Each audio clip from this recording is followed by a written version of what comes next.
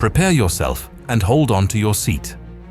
The history of humanity holds secrets that defy all logic, and today you'll discover 5 archaeological finds that simply shouldn't exist. From submerged monuments to ancient symbols hidden beneath the earth, these revelations will change the way you see the past in just a few minutes. Intrigued? Leave a like, subscribe to the channel, and tell us in the comments which city you're watching from. Let's go!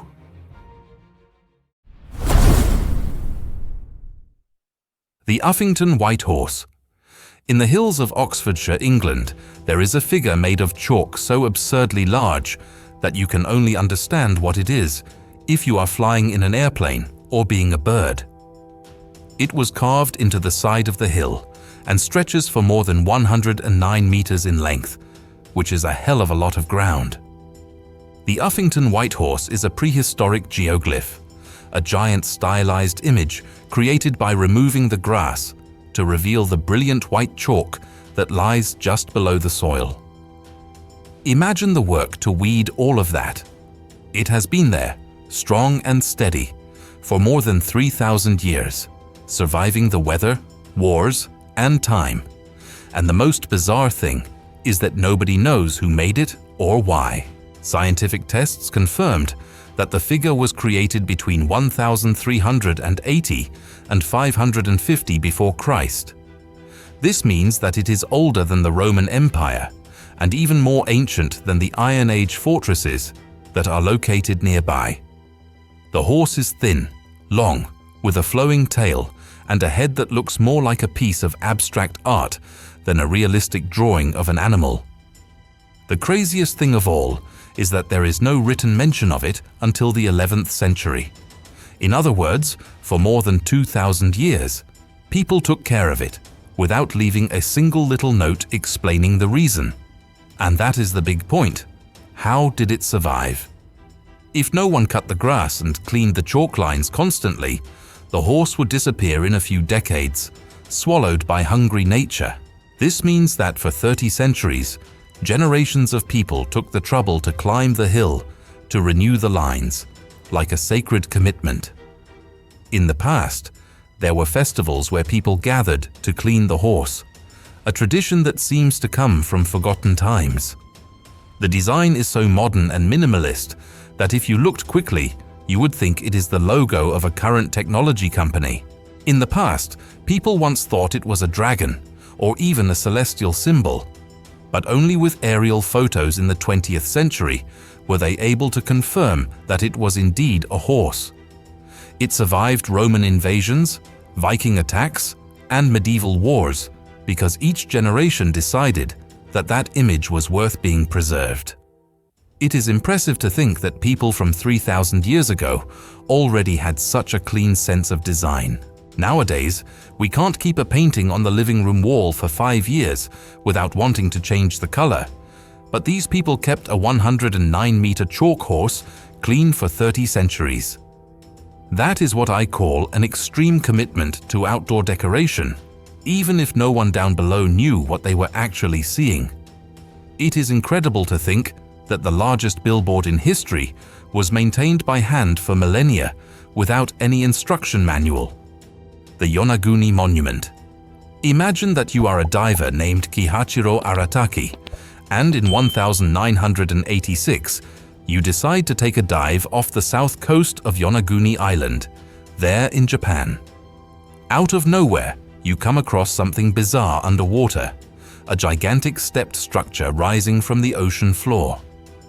We are talking about straight edges, perfect 90-degree angles, and what look like terraces, columns, and ramps. At first, the guy surely thought he had found a lost city like Atlantis. Marine geologists, who love to throw a bucket of cold water on our excitement, remained skeptical. But when other divers filmed that strange geometry, the whole world stopped to ask if an ancient city was swallowed by the sea. This beauty is known today as the Yonaguni Monument.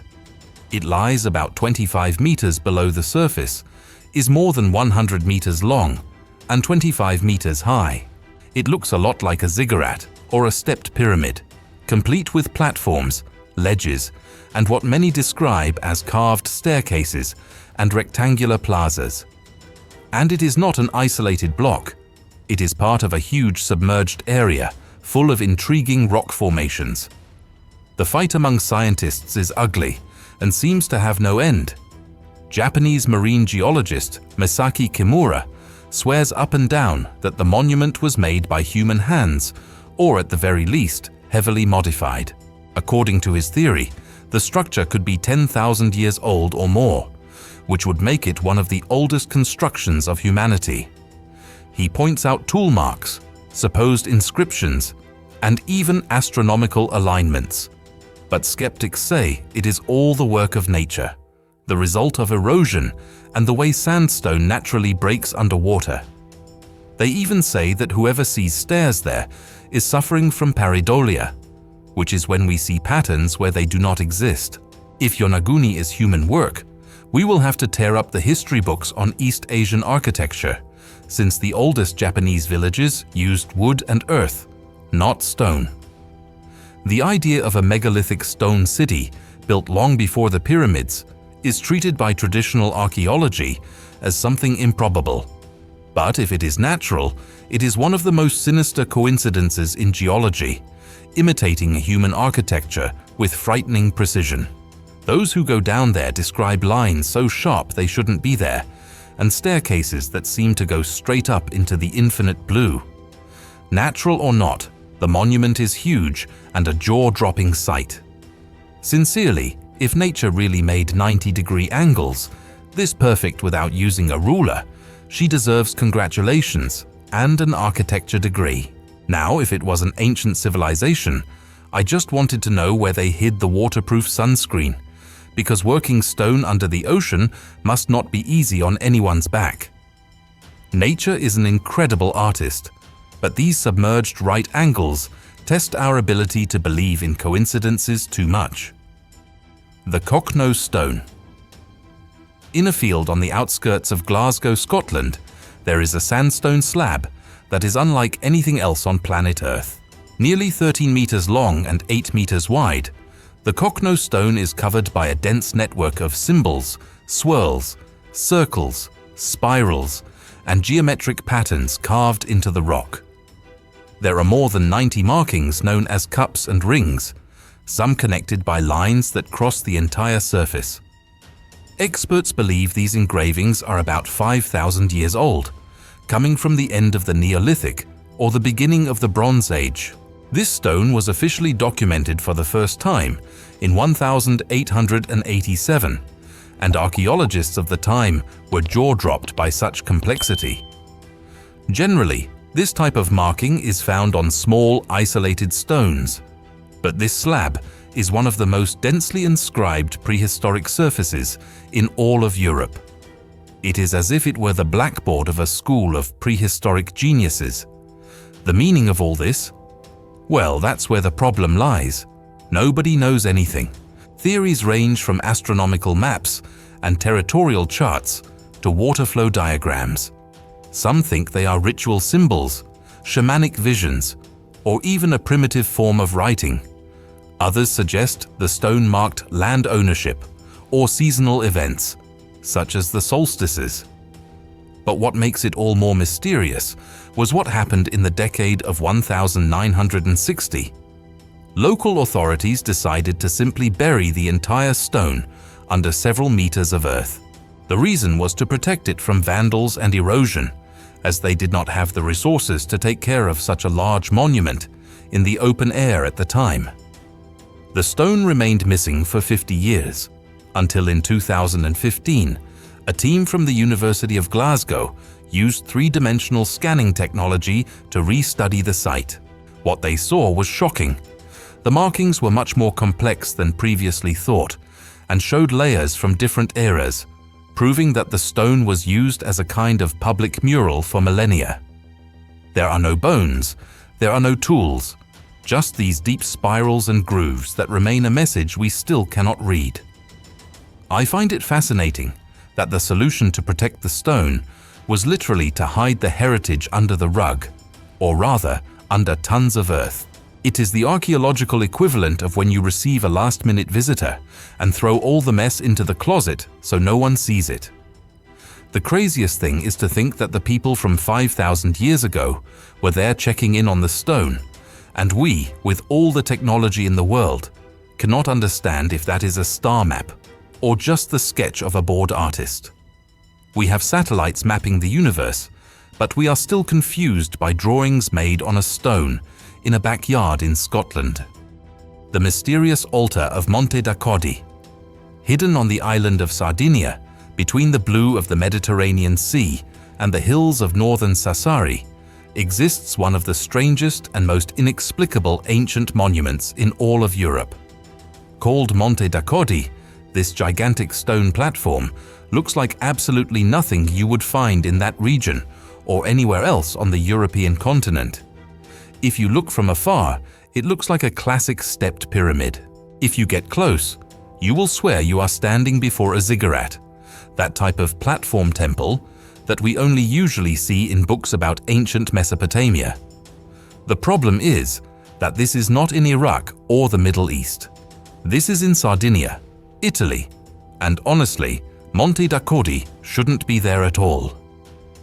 Discovered by chance in the 50s and fully excavated only in the 80s, this place left archaeologists jaw-dropped. It is not just because of the size, as it is more than 35 meters long and 5 meters high, but because of the design, the isolation, and the cultural lineage. What makes experts' heads fry the most is that there is nothing like it in all of Europe. Carbon dating and the analysis of pottery shards indicate that the first phase of construction began between 4,000 and 3,500 years before the Common Era. This was done by the people of the Ozieri culture, a Neolithic group who were basically known for living in caves and making clay pots, and not for erecting monumental pyramids. Around 2,800 years before the Common Era, a second phase of construction added an upper terrace, doubling the height of the platform and giving it the appearance we see today. A two-level structure that screams pyramid to whoever wants to hear. This is not just rare, it is a unique case in the European Neolithic record. The structure is so bizarre for the standards of the time that for years, scholars refused to accept that it was a local invention. The altar has a trapezoidal base, stepped sides, and a central ramp leading to the top, probably used for rituals. It is the DNA of a ziggurat from Sumer, but without any sign of contact between the two peoples. There are no trade exchanges, no language similarity, and no shared DNA between them. It is as if someone had copy-pasted an architectural plan from Iraq and dropped it in the middle of an Italian island without leaving a trace. To complete the mystery, the monument is aligned with the sunrise on the summer solstice, and the huge stones around it seem to follow the cycles of the moon. Additionally, there are curious objects there, such as a perfectly spherical stone, more than 1 meter and 50 centimeters in diameter. Nobody knows if they were used for sacrifices or if they were just decorations of questionable taste. In the end, Monte da Codi remains there, proving that the past still has secrets that follow no rules. It is that kind of situation where the architect clearly traveled through time, or simply decided that Sardinia needed a Mesopotamian touch to increase the property value. Imagine the confusion of the neighbors at the time, seeing the people build a pyramid, while everyone was still decorating their cave with rock paintings. This monument is proof that the spiritual Google Maps of that time must have had some very crazy geographic bug. The Temple of the Fox.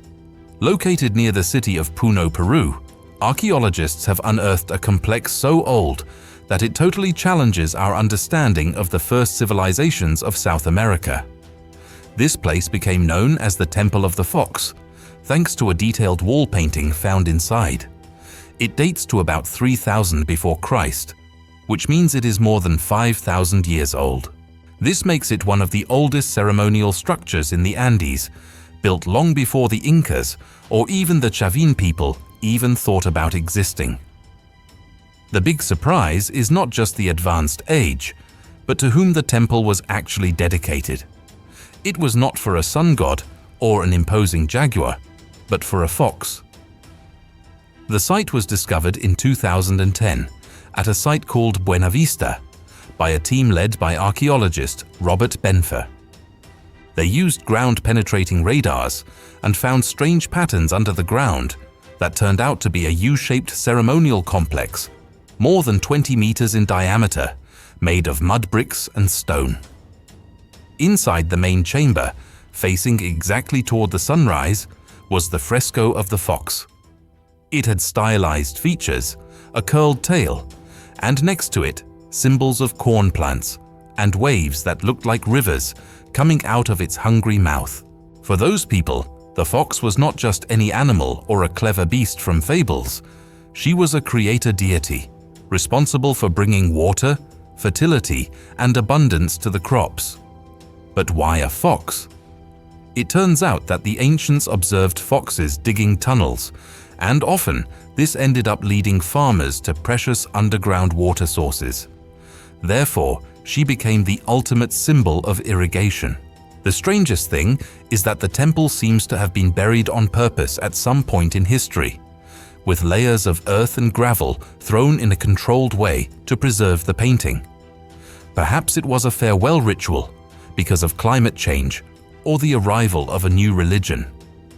It is incredible to think that, while we today see the fox as that animal that steals chickens, 5,000 years ago, she was considered the chief engineer of the waters and received offerings in a luxury temple.